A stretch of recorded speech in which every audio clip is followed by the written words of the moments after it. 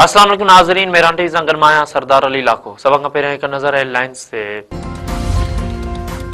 दिफ़ा वज़ीर ख़्वाजा आसिफ चयो आहे त कूड़नि बयाननि सां हक़ीक़तूं तब्दील न थींदियूं, एतमाद अमली क़दमनि सां बहाल थींदो आहे। पाकिस्तान सरहद पार दहशतगर्दीअ ख़िलाफ़ क़दम जारी रखंदो। अफ़गान तालिबान जे गुमराह कंदड़ बयान ते रद्द अमल में ख़्वाजा आसिफ वधीक चयो आहे त पाकिस्तान जी सियासी ऐं अस्करी क़यादत हिक पेज ते आहे। अफ़गानिस्तान जे हवाले सां पॉलिसी ते मुकमल इत्तफ़ाक़ राय आहे।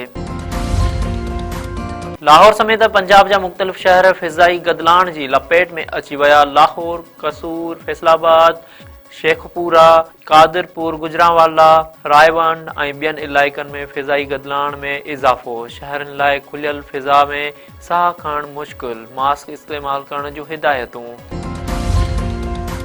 सिंध जे मुख़्तलिफ़ इलाइक़नि में रोड हादसा, औरत समेत 3 ॼणा फौत। दौड़ वेझो तेज़ रफ़्तार ट्रालर जो मोटरसाइकिल खे टक्कर, औरत फौत, 2 ॼणा ज़ख़्मी। फौती औरत जे मरियम गुजर तौर सुञाणप। ज़ख़्मियुनि में रफ़त ख़ातून ऐं नींगर रियाज़ शामिल। मेहड़ में ट्रालर जी टक्कर में मोटरसाइकिल सवार 15 वरियनि जो नींगर, अल्लाह बचायो खोसो फौत। शाहपुर चाकर में ट्रालर जो मोटरसाइकिल खे टक्कर, मौक़े ते फौत।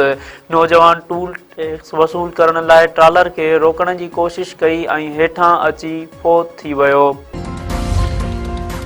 जतोई भाइरनि जी मोरो वाक़िए जे शहीदनि जे वारसनि सां ताज़ियत। अॻूणो वफ़ाक़ी वज़ीर गुलाम मुर्तज़ा जतोई ऐं संदसि भाउ मसरूर ख़ान जतोई, ॻोठ लगारी बिजाराणी पहुता। जतोई भाइरनि मोरो धाणे में शहीद कयल ज़ाहिद लगारी ऐं इरफान लगारी जे वारसनि सां ॾुख वंडियो, ज़ख़्मियुनि जी अयादत कई।